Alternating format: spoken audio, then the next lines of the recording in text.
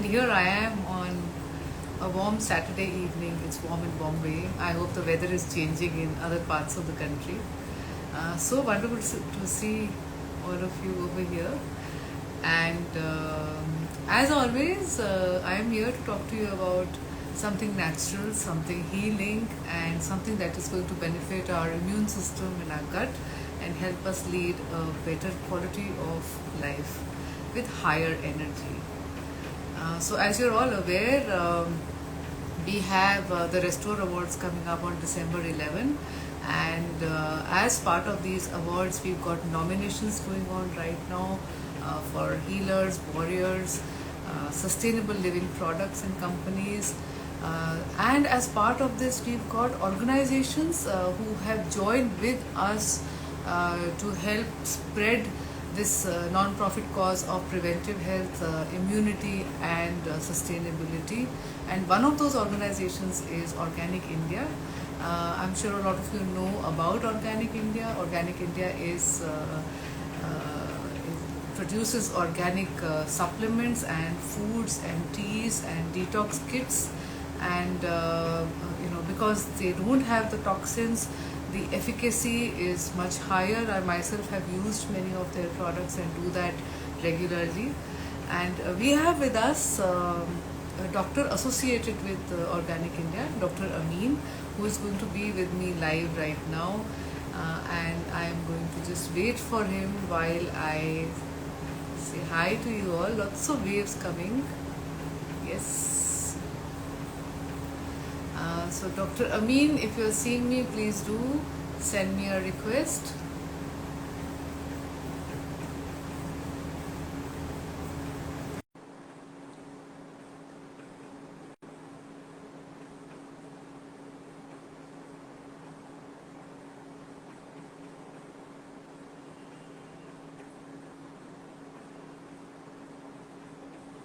I'm just waiting for Dr. Ameen to join me.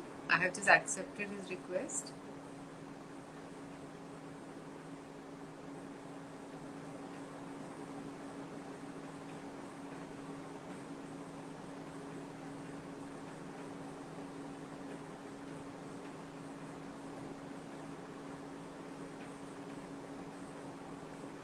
Dr. Ameen, it seems like you're declining my request, so please accept my request to join so that we can quickly connect with each other.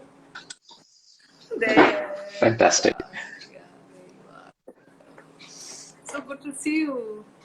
Oh, pleasure. How are you, Miss Rachna? Sorry to have missed your call. Sorry to have missed your calls in the afternoon. I was frantically finishing my work so that I could be ready and there's for this live, and we could really make an impact. There are so many people who inboxed me saying, "Oh my God, you're talking about natural medicine and herbs, and we really want to be there." I got some alerts about some people creating an alert on their Instagram. That also happens, something new that I learned. So thank you so much, Dr. Ameen, for joining us. Everyone, here's Dr. Ameen. Tell everyone about Oh, pleasure. yourself. Thank you for having me here. So, Dr. Ameen, tell us about yourself. Sorry, I missed you here. The line seems a bit weak. Is that right? Okay, as I said, I'm Ameen. I'm basically a naturopath with past about 20 years of experience. And I was practicing in Malaysia for about last 17 over years. So I just moved back to Chennai and I've been very closely associated with Organic India. I'm their, like international trainer and a herbal consultant. So we do a lot of work together. So my specialty is basically bringing herbs and nutrition, diet, and healthy lifestyle. And I work a lot in the field of autoimmunity, and especially when it comes to digestive related health, detoxification, weight loss. So that has been my prime field of work. So we've been doing a lot of great things. So I just moved back, so I feel a bit out of place in Chennai, but things will fall in place. So looking forward. And I have gone through your profile. Unbelievable. What you have achieved. Wow. Really great. That's very impressive. No, I have the blessings of the entire universe. Believe me, I'm here only because And Wow, back, that's very, very humble of you. absolutely. So you talked about autoimmunity, and you know that I'm an autoimmune warrior, and that is how I started my journey of healing. First myself, and then people across the world with autoimmune conditions. And Yeah. what I realized, what my turning points really were, when I came back to this whole um, plant-based and Ayurveda, certain herbs and pranayams, when the combination of herbs like Ashwagandha, Brahmi, and my pranayams went up, so that's when my pain levels started reducing, and that's when my chronic fatigue started reducing. So why don't you talk about uh, how does ashwagandha increase energy, and how can people with chronic fatigue, benefit from these kind of herbs? Because there are so many people with brain fog, anxiety, chronic fatigue. So let's talk about that first. Okay, so naturally now what happens is, chronic fatigue has become like such a common condition. Like it was unheard of. Like 20 years back when we were in medical school, it was unheard of literally. Now suddenly there is everywhere there is chronic fatigue syndrome. Now what happens is we live in a culture where our adrenals are constantly pushed. For example, think about it. 10,000 years back, say you're walking in a jungle. So as you're walking in a jungle, everything is fine. When something like you hear a noise in a jungle, it can be a lion, it can be a tiger, it can pounce on you, and that can be end of your life.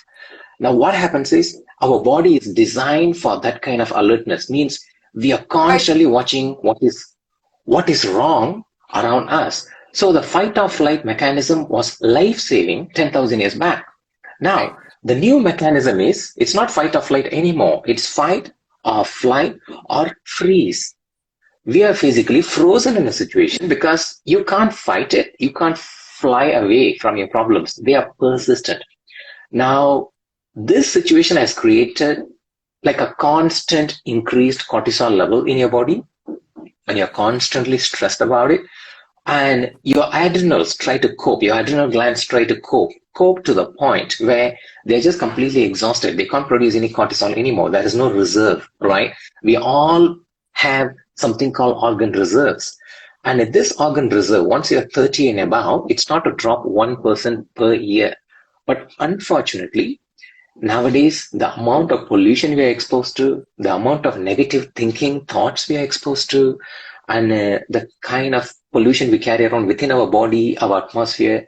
Now, all these have challenged our adrenal glands. So the adrenal glands cannot cope anymore. So we call it adrenal exhaustion. Now, you go and do your workout.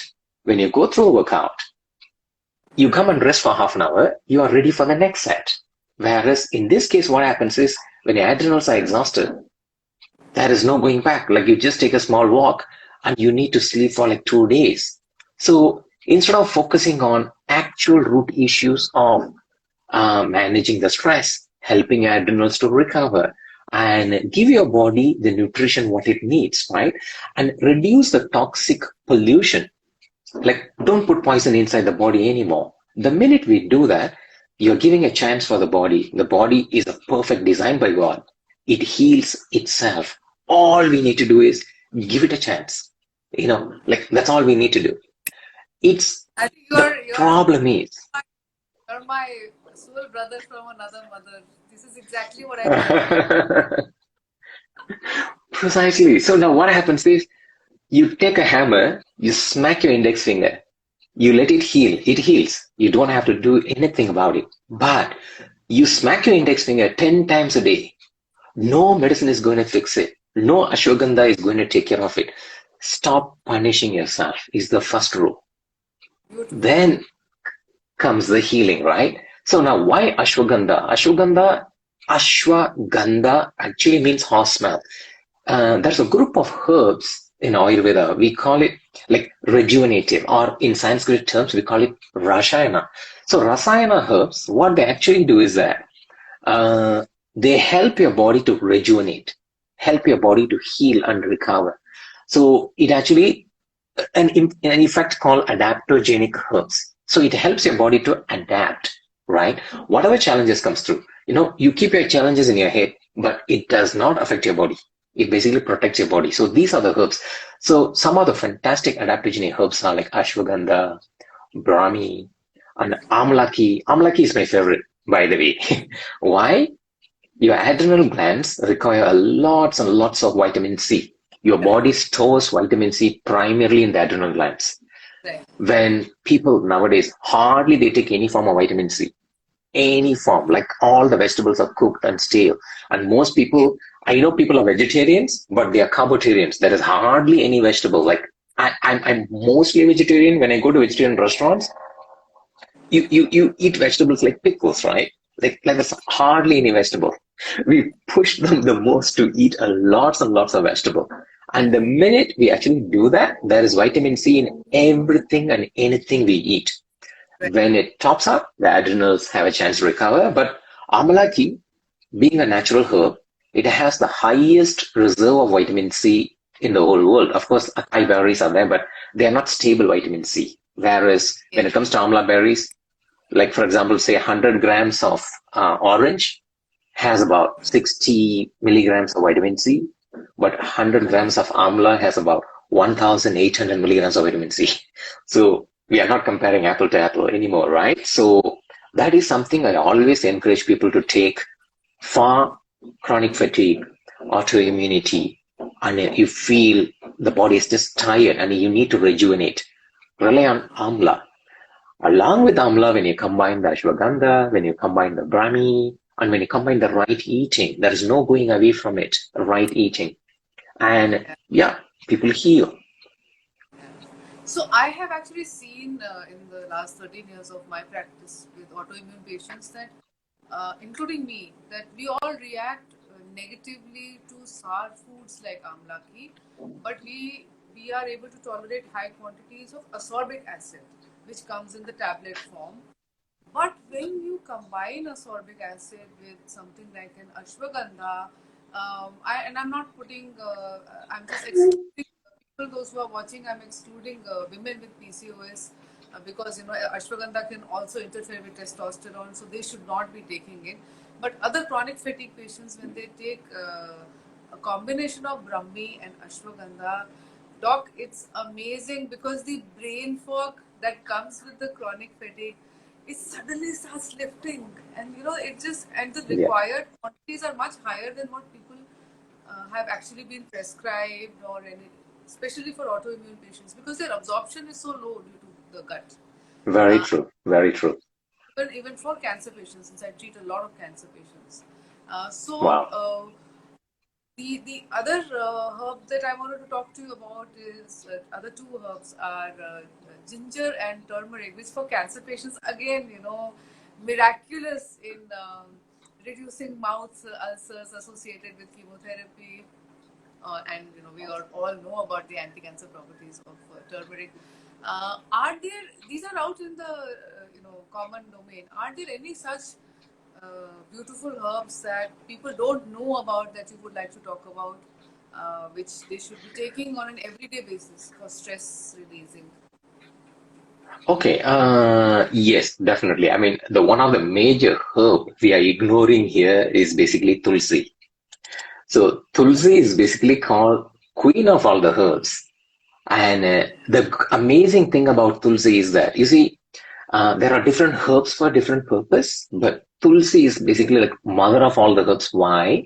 Like you take, say, turmeric and you combine it along with Tulsi. Tulsi enhances the effectiveness of turmeric. And the same thing goes with every other herb. Like you take ginger and you combine with Tulsi, the Tulsi enhances the effect of ginger. And as such, when it comes to Tulsi, there is no contraindication. Like anybody at any stage in life can basically take it and they will feel very positive. And that's the reason why the only herb we pray as Hinduism suggests, the only herb we pray towards is Tulsi, because it takes away all the negativity.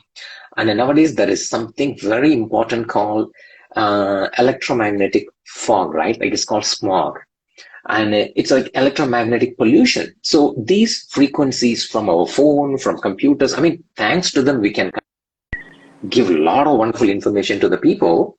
But having said that, all these have a very bad negative impact on our health. And it naturally start affect, even immune system is negatively affected by all this. But when you take Tulsi, Tulsi is one of the very primary herb that safeguards your body from the DNA damage of the electromagnetic smog. Tulsi protects it. So it's one of the most potent, powerful herb. And Tulsi can be taken in a tea form. It can be taken in a capsule. You can basically boil and make a decoction out of it. So I personally think that Tulsi is the herb, like as a culture, we are already celebrating Tulsi, but it Yes. is very much at the level where it is taken for granted most often than not. Like there is so much hype. Why? Turmeric has always been part of our culture, but when there were a lot of studies coming through and there was a lot of information, so it is turmeric, turmeric, turmeric everywhere. Nothing wrong with that. But Right. the same recognition should go towards Tulsi, I think, which is very essential. And the second most important herb, which I personally feel, I mean, it's very famous and everyone knows the name as Moringa, so Moringa is one of the phenomenal herbs. So they call it the natural superfood. And like I used to practice in Malaysia where the Chinese, Thai, they all will come and talk so much about moringa, which is the vegetable my mother will cook like 3 times a week. And it's in everything, right? So that's another herb which is also phenomenal, and it makes a world of difference as far as health is concerned. That also is a fantastic herb. So when it comes to moringa, it has almost about, I think it has like the richest amino acid potential, and it has about 90 plus nutritional concentration, 40 plus different antioxidants. I think moringa is one of the fantastic herbs. It has about 17 times more calcium than milk. We all rely so much on milk for calcium, which is actually a myth. But on the other hand, when we take moringa, we are talking about 17 times more, and it has about 25 times more iron than spinach. You can't really think of any other herb better than that. So I think these are the two superstar herbs, which is yet to be recognized by people and to be taken on regular basis. Yeah. Right. So tell us a little bit about the dosages. When we are in this whole frenzy about we must eat healthy or have the herbs that you're talking about for natural healing, how much is enough and how much is too much? Okay. Let me take an example of moringa. Now, what happens is that, okay, say you take moringa, 100 grams of moringa leaves. All right. So when you actually take that, 100 grams of moringa leaves are primarily 96% is water. It's just water, right? So we only have about 4% of the active elements in 100 grams of moringa itself, like the active ingredients, whatever nutrients, vitamins, minerals, enzymes, everything we are talking about. So this is constantly a challenge, like, because whenever we are talking about food, like to maintain your health, optimal health, the food level of dose is all right. Am I audible? Yes, absolutely. You are very much audible. So when it comes to food, fantastic. So when it comes to food, whatever quantity you are eating, as such, as in a serving of food, is fine. But when you are talking about healing from chronic degenerative disorders, naturally your requirement of certain herbal elements and nutrients are much higher. So in those cases, in ancient times, they had a different technique. Like they made kashayams, they made arishtams, they made lehyams. That is a traditional way of dehydrating the herbs and concentrating the nutrition so that you get the dose which is concentrated enough. It's basically ancient wisdom, right? Now, nowadays in the modern pharmaceutical industry, so we have something called like freeze drying. Freeze drying takes away literally all the water out of it. So the herbs literally, it's like leaving curry leaves in your dry freezer. Like when you leave it, when you take it out, there's no water, it's just dry leaves. You actually make it into powder. One huge bunch of curry leaves can become like in 1 tablespoon, it can just fit, right? That is primarily what happens in the capsule form nowadays. So when you take capsule, don't think there is so little. If you ever think like that, take about a tablespoon of, say, chili powder, the red chili powder from Kashmir, right? And you try to take the exact amount of chili in a tablespoon, you put that into your curry, and you can see the difference, right? It can really burn off everything. So it is a science, that is how we have learned it. We dehydrate the herbs in order to concentrate. But when it comes to organic India, we try to dehydrate the herbs in such a way that all the nutrients are preserved within. So it's very highly potential.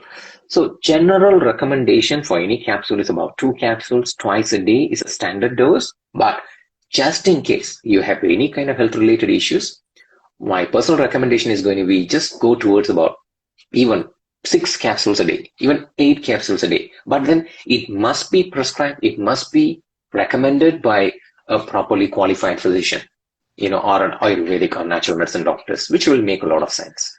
Right. I have a confession to make. So I have gone up to 8 tablets of ashwagandha when I was extremely fatigued. So I adjust the doses according to my fatigue levels. Right now I'm on 2.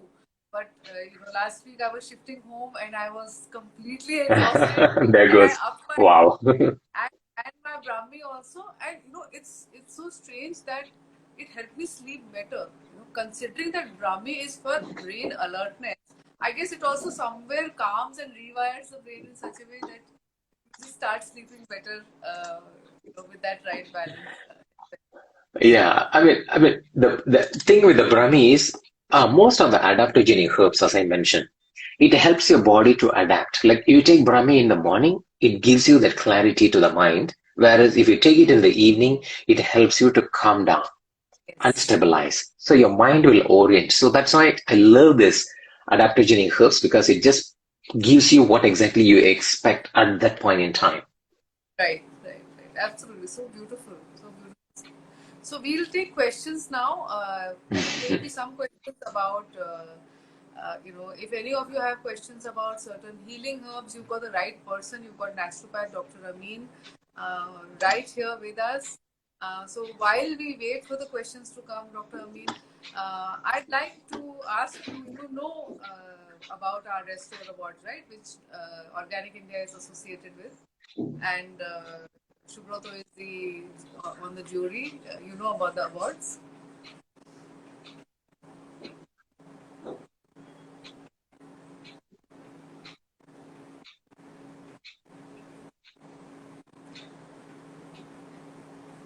Am I audible? Dr. Ameen? Now, yes, I kind of missed half part of what you've been saying. Sorry. Okay. No, I'm just saying while we wait for questions to come, just wanted to ask you, you do know about the Restore Awards, which are a non-profit effort and Organic India is associated with. You do know about the awards. They are rewarding and recognizing selfless healers, doctors, paramedics, complementary medicine healers, sustainable living companies. I think we have lost Dr. Ameen. There are questions coming now. Yeah. So we lost you for a bit, but now there are questions coming. So we'll take the questions. Can Triphala be taken daily at night? Okay, so yeah, let's rather take the questions. Can Triphala be taken every day and at night? Yes, because Triphala is basically an adaptogenic herb. So it can be taken every day in the night, yes, but you need to look out for your bowel movements because it's also a mildly laxative.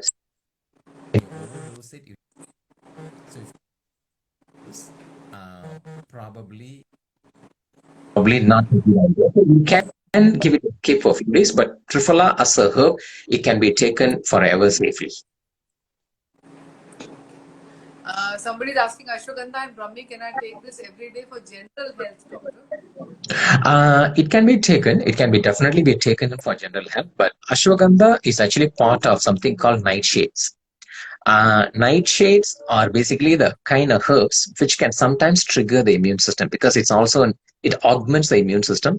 But sometimes when people have like organ replacement, like organ transplant patients, and immunity like suppressed patient, because some of the autoimmune conditions, the immune system is suppressed. In those cases, when they overdo the ashwagandha, it tend to react too much. So those cases also we need to be a bit careful about it.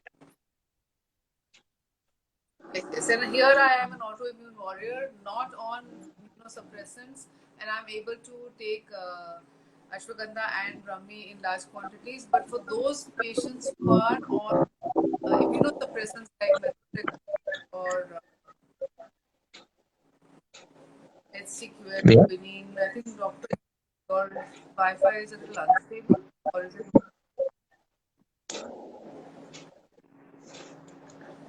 Sorry, I have missed you there. Yes, please. Yeah, so I'm saying for autoimmune patients who are on immunosuppressants, these adaptogens, the nitrate will react. But for those autoimmune patients like my warriors like me who are not on immunosuppressants, they actually benefit. Okay, as I said, so you see, the exceptions are only like 20% of the cases.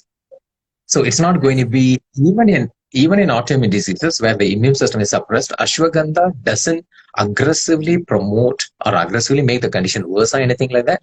In most cases, it just works fine. But within your first dose of ashwagandha, you would know that whether it is going to agree to you or it does not. Yeah. It will give you a bit of a gastric, a bit of burning in the stomach, and you will feel that it doesn't agree to your body. So when you feel that, I think you more or less kind of know that, okay, it's going to work or it's not going to work. So that's how. So because herbs, it's going to be very difficult for us to say like, okay, it is going to be, it's never clear. There's a gray zone where the physicians, we ourselves never know that, in which case, how it is going to respond. So there's a generalized understanding, but these are the things to look out for. Absolutely. And you said it very rightly. People are not in touch with themselves. People are just constantly, they end up asking so many questions without stopping and pausing and listening to the signs of their own body. So please, what Dr. Ameen said, that if you are taking something, you first watch out for 48 hours. And if it suits you, your body talks to you, it gives you a sign. So listen to your body, and if you're feeling positive with that herb, go ahead and take it.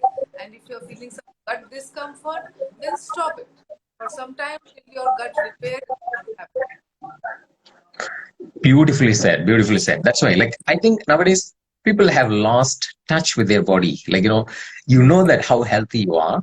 Like, say, 100 years back, when you go to a doctor, the doctor primarily diagnoses you by looking at you, because your eye talks to the doctor, your face talks to the doctor, the way you walk, everything is basically a sign, basically an information. Where nowadays, because of all this advanced testing and changes, we ended up losing what is the basics. We've lost the basics. So now it becomes your responsibility. Your health is basically your personal responsibility. And you just listen to your body. When you start listening to it, see, like when you eat a meal, and after eating a meal, you feel sleepy, the food is basically taking life out of you. When you eat a meal that gives you the energy and makes you feel very fresh and active, that food is actually giving life to you, so that's the basics. So how often we eat a massive lunch and feel so sleepy and drained? It happens so frequently that we have started to think like it's norm. But for a change, just try to eat a salad for lunch tomorrow, and you will see that it just completely changes. And you try to close your eyes, you can't. And this is the primary element, like we have to move from like disease care to health care. Like we all are like managing symptoms, which is very, very difficult. Like ancient China, they had this particular practice where every street will have a doctor, and the doctor doesn't get paid if anybody falls sick within that particular week. So the doctor goes out to make sure that everyone exercises, everyone eats very healthy food, everyone is optimally nourished, and prevention of a lot of elements, and like security and safety of area. Now what happens is that is healthcare, and he strives hard to improve the health. Whereas in today's world, current, we are in a disease care, setup, and which is very unfortunate. Yeah. So I think that is what we really need to look into. Like, as overall, as a person, as a system, it can make a lot of difference. But like, think of a photograph, right? And you can zoom into a photograph. Like, you zoom in deeper, you keep zooming deeper, you can still see faces. You zoom in deeper, you can probably see the nose. You zoom further and further and further and further. You can only see like pixels, right? The pixels doesn't mean anything. Like, you can't really see the person's face inside the pixel. Now, that's what happens to the cells. Like, when you're talking about health, you do something like a cellular nutrition. You think about cells. What the cell need? The cell needs all the essential vitamins, minerals, enzymes, like health giving elements. And you try to put that at the macro level. So the micro level, the cells receive the nutrition. When the cells are happy, the tissues are happy. Tissues, the organs are happy. From organs, the systems are happy. From the system, as a whole person, you become happy. When you become happy, your family becomes happy, right? When the family becomes happy, the whole universe, it makes a big difference. So it starts from self, within. What happens in a microcosm also affects the macrocosm. So we can't differentiate these two. They all are together, one and the same, right? So beautiful. So beautifully put. Thank you. Yeah. Someone is asking, is there any herb recommended for bipolar disorder patients who are on antipsychotic medication? Yeah. So because bipolar is one of the challenging conditions, but we, as from functional medicine, natural medicine side, I strongly believe that it starts from the gut. You see, almost about 93% of serotonin, which is actually a happy hormone, is secreted in the gut, right? So when there is a gut dysfunction, when the digestive system doesn't function properly, there is an acute lack of serotonin in the brain, and you can't control your emotions anymore. So you start to erratically move from all the way to extreme anxiety and euphoria, all the way down to deep depression and sadness, right? So that is what bipolar is all about. So the problem with our community is that we look for this thing called the magic bullet. So this magic bullet which can smash everything and just get rid of that. So what you're looking for is basically a program that heals your gut lining, a program that basically improves the serotonin level, a program that gives you that stability at body and mind level. When you take it as a program, then the program will take care of the bipolar. That is how it actually works. You are looking for a comprehensive solution, not a single magic bullet. If there were a herb like that, it would have been already given to you. You would be already taking and happily on your way. There are millions of people suffering from bipolar. The problem is they are still looking for this one magic pill which is hidden away from common man. No, there is no such thing. It is not. All right. So my suggestion is heal your gut. Heal your gut. Take some triphala, take some digestive enzymes, and take some moringa. Heal your gut. Make sure the digestive system is perfect. Eat a perfectly plant-based, very healthy food. Stay away from coffee and teas and all the stimulants, anything that basically hurts your body. Stay away from that. Then finally, you come to your mind. Now you introduce whether it is Brahmi, whether it is Ashwagandha, whether it is Tulsi. You will see that every herb works and the mind basically just calms down. I have worked with hundreds of bipolar cases, and every time they notice a big improvement when their digestive system is basically healed. So, for example, in Organic India, we also have this 21 days clean program, which is beautifully designed just to completely heal the gut lining. And the intention is to take care of the digestive system. See, when you're in your mother's womb and you're only about a month old, right? So there were like only 3 small little tubes. One is a neuronal tube, which is basically for the nervous system. The other one is the cardiovascular, which is basically for the blood vessel, for the heart. The third one is basically for the digestive system, right? So these are the 3 systems are closely connected in day one. Like, think about you having like upset stomach. When you upset stomach, you can see that your brain becomes fogged, and your pulse rate basically goes up, and you feel like nothing is working. Like, most often than not, people think they have a heart attack, but actually they have a bad gastric, because these two are closely connected. And the same way, there is a nerve, almost your thumb-sized nerve. It's called vagal nerve. The vagus nerve runs from your stomach straight to your brain. It carries so many information from your stomach to brain, not from brain to stomach. So if your head is not right, It is not the head where you need to work on. It is your gut where you need to work on. And in a society where there is so much of antibiotics, there is so much of residues of chemicals, it is really impossible to, maintain our sanity, because when your digestive system goes south, your mind goes south as well. So this is primarily the biggest challenge what we have today. So my suggestion is go for something comprehensive. Absolutely. So go to the root cause, and in any case, most diseases have their genesis in the gut only. When your gut is weak, then your immune system will be weak, then your mind will be unrestful. So the holistic implementation of repairing your gut, and what Ameen said is so true. Plants also carry natural probiotics, which will again start healing the gut. So the more plants and herbs that you have, the more probiotics that you use to repair the lining of the stomach that True. Beautiful. Can we take Shatavari daily for hormone balance? Any other recommendations to balance hormones?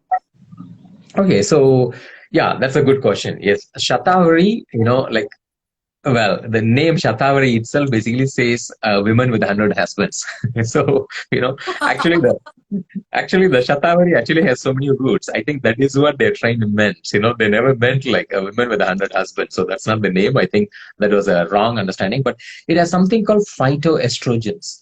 So phytoestrogens are protective estrogens. For example, you see, uh, like 1,000 times more estrogen receptors are there in women's body compared to the man's body. That's why the women's body become very sensitive towards estrogen. But we live in a world where there is something called estrogen dominance. So every woman suffers from way too much of estrogen in their body. And even like PCODs or hormonal related issues and emotional variations based on like cycles, it all relates to basically a hormonal imbalance, right? So there is a misconception that Shatavari has this phytoestrogen and that can increase your body estrogen. Not really.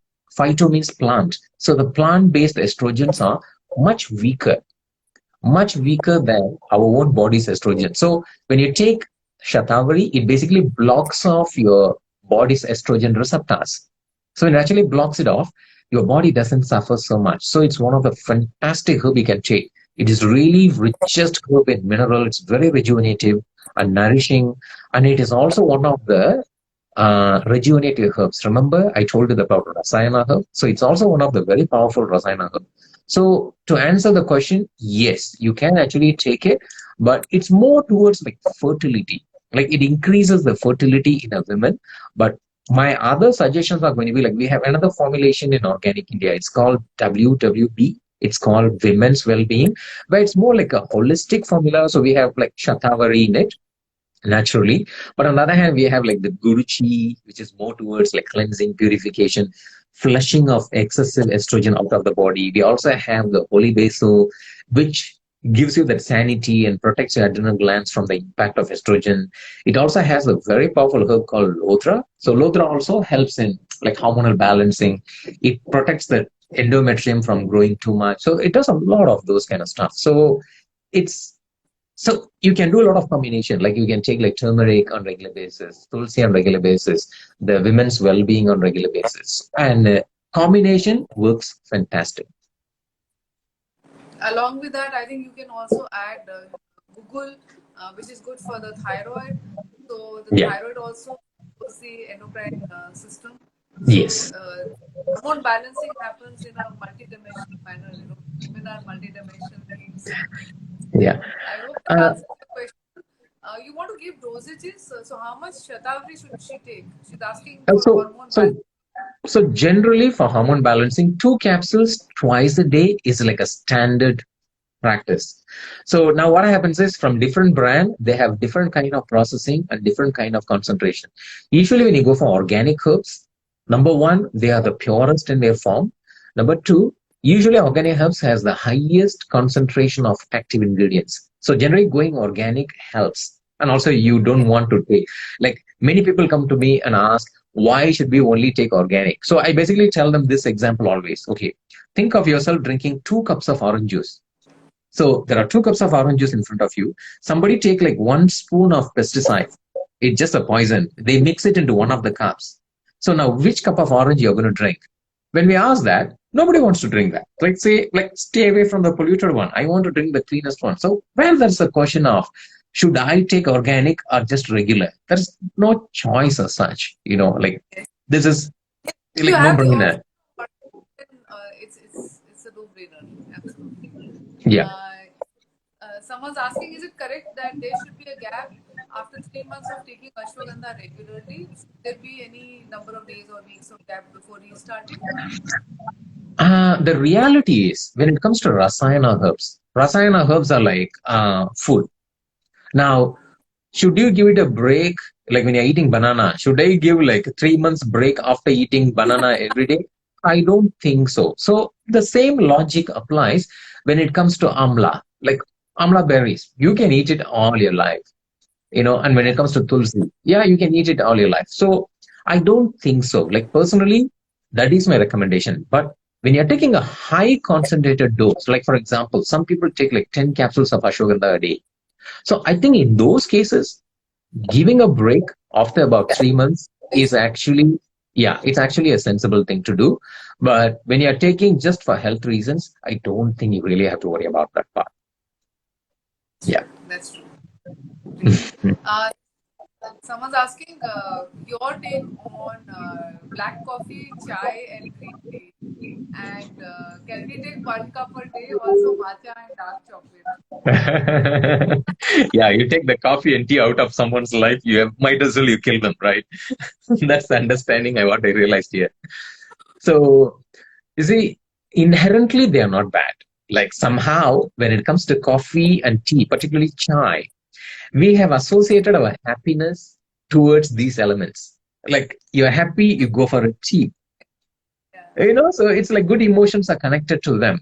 So whenever we make any recommendation, it is always towards healing from a condition or protecting you from further damage. These are the two elements. Like if you're perfectly healthy and you have no issues, so drinking a cup of coffee doesn't harm you so much, and you would rather enjoy that and go ahead and have a wonderful life until you're 100.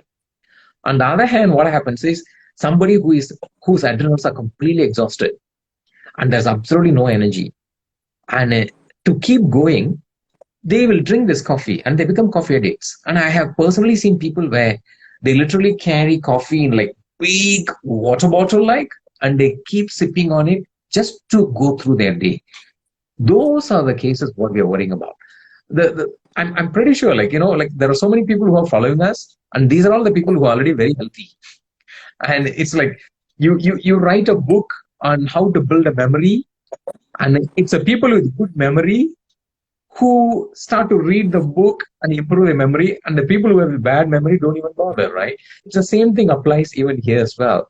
So to answer the questions, Troy, green tea, you can drink any amount. I don't think green tea is going to have any negative impact. Yes, it does have a bit of caffeine, but it is so minimal that you can still drink that.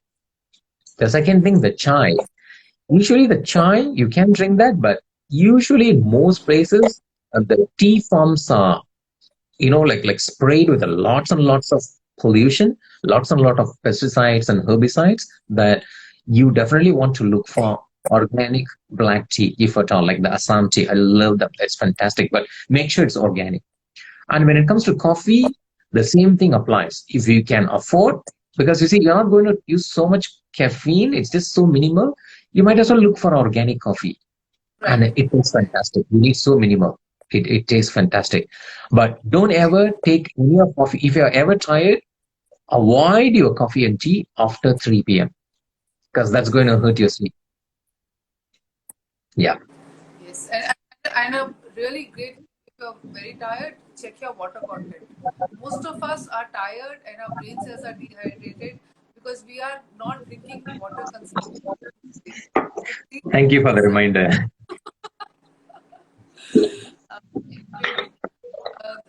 There was a question about, said about green tea. I would just like to say that people with kidney issues should go slow on green tea. Otherwise, it's the most potent anti-cancer. It's been proven medically also to cancer.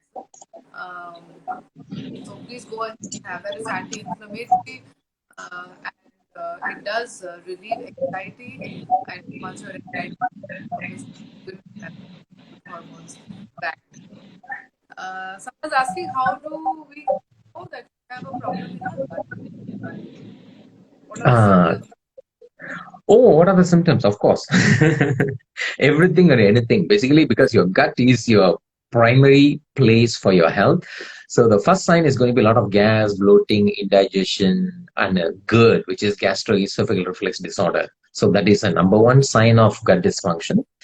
And the secondary dysfunction is going to be to do with a lot of wind, like too much of gas. So that is the primary next sign. Like you can't really digest food anymore. So whatever you eat basically just gets out of your system. And also the stools are not very well formed, or it can go to the constipation, or it goes into diarrhea, or it switches in between these two. Those are the primary signs of gut dysfunction. Third, you can have like a lot of like very poor immunity, because the immune system, about 98% of your immune system stays in your digestive system, in your gut, but only 2% circulates everywhere else, right? So it's also very, very important to notice like what is going on with that. And if there will be an acute weight loss or weight gain, both also is a sign of gut dysfunction when it comes to digestive system. So primarily, like you can relate almost every disease, like your energy levels get affected, your moods will get affected, your heart rate gets affected by that, and your hormone imbalances are usually associated with that. So anything and everything, if your health is lowering, you can actually assume that your gut is not functioning well. So that is how vital the digestion is. Like, for example, father of medicine, Hippocrates, he basically says, like, death begins in the colon.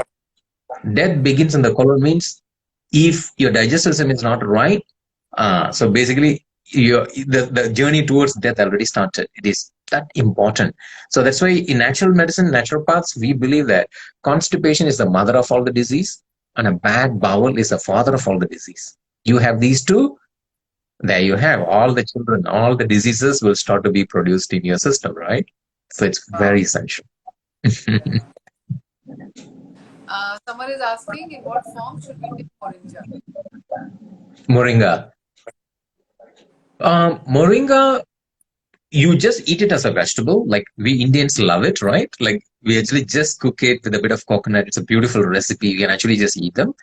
And you can throw some curry leaves, like this particular leaves, like moringa leaves, into everything and anything you cook. It tastes fantastic. In my home, they actually just throw it into the rice when they are cooking rice. It actually adds a nice, beautiful color and flavor.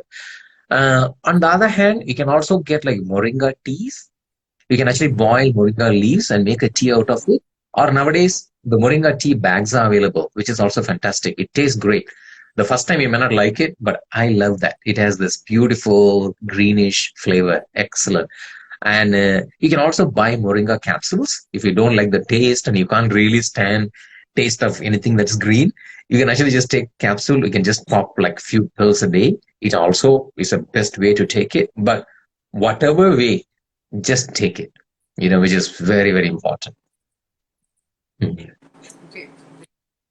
Someone's asking, can you recommend something for thyroid nodules?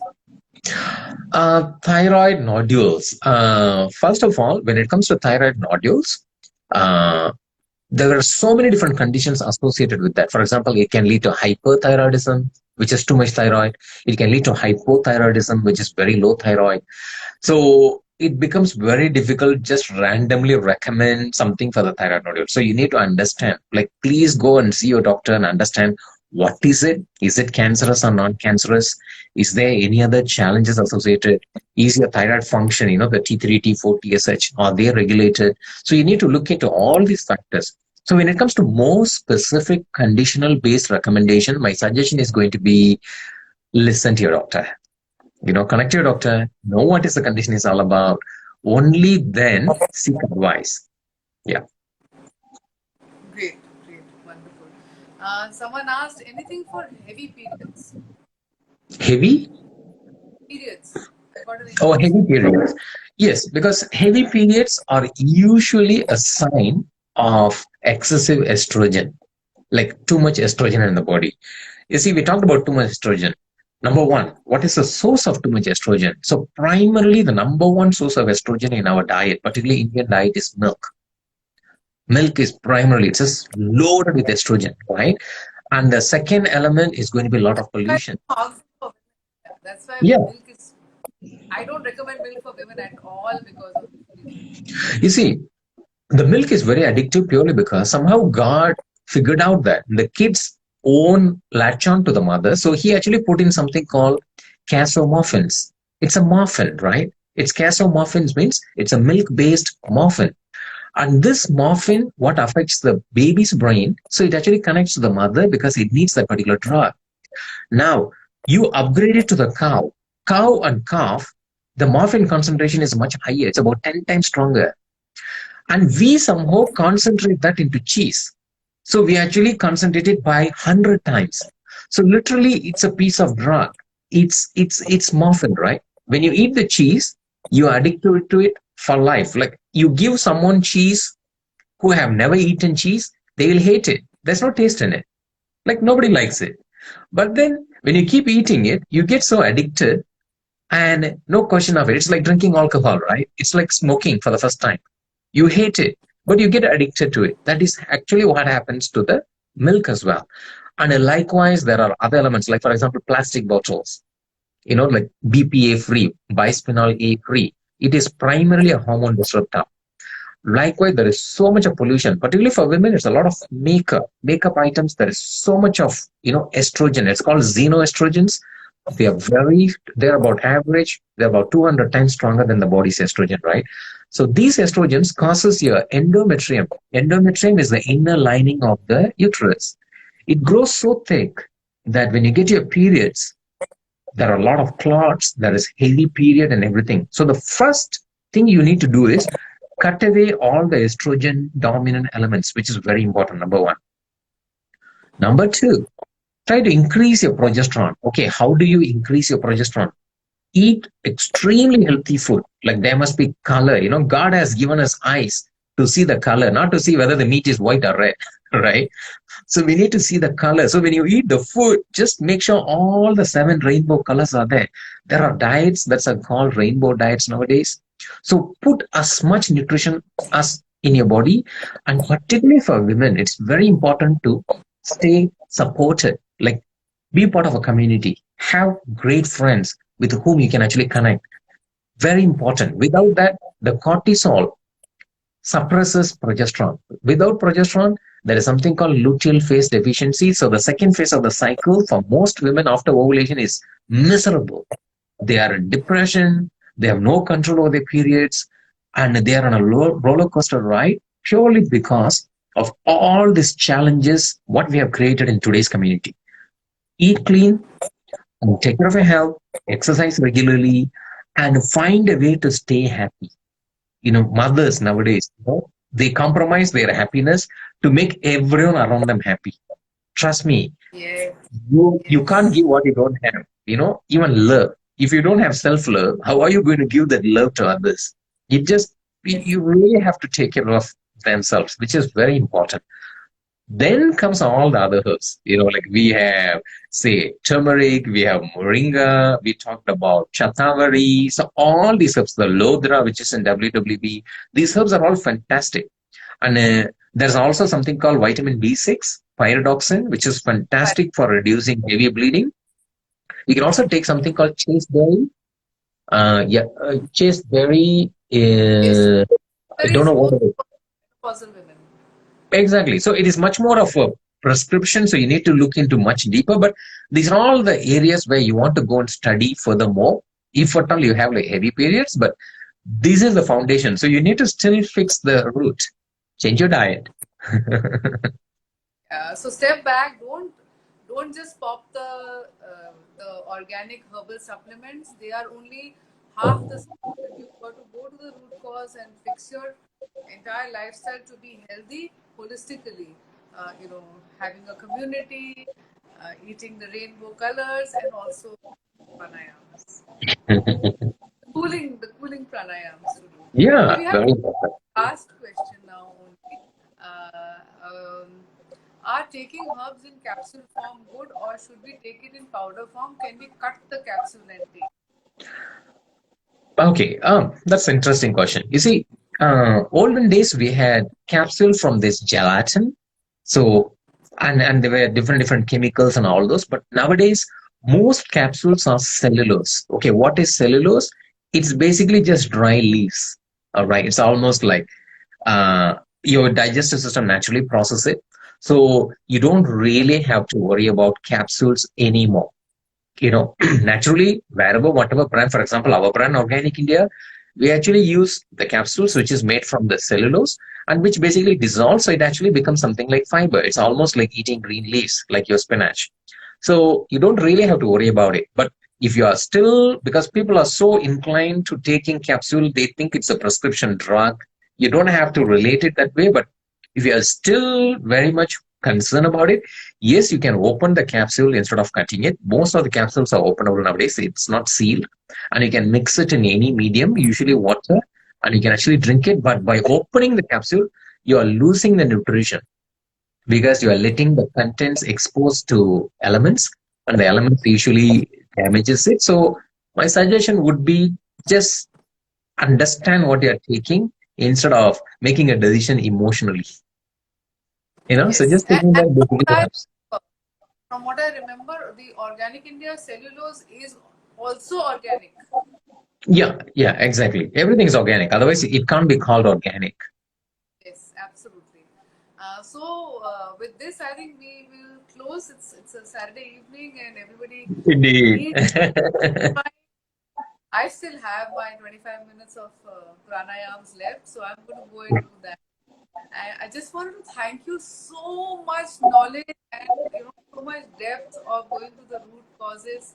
I am so glad we did this live, and we have to do another one because people's questions are still coming. So we have to do another one. But before that, I request you to give a message to all the nominees who have been by our jury and who have nominated themselves for the Restore Awards, which are happening in December for this Organic India. Please Oh, give wonderful. inspiration to those nominees because they're looking forward to winning. All right. Okay. I mean, well, it's fantastic, fantastic. Thank you so much for this opportunity, and I'm so glad to be on the platform and meet all the wonderful people. Uh, all the very best for all the nominees and award winners. So my suggestion is health is basically like this is what the world requires today. And this is something we all need to carry it forward. Like anybody who carries health as a message, they become the messenger. And then people have lost their health and they're really looking forward to receiving this health and do everything and anything in your personal effort to drive this health, to drive positivity, to drive yoga, to drive healing to every individual. All right. Let us give love and let us give healing.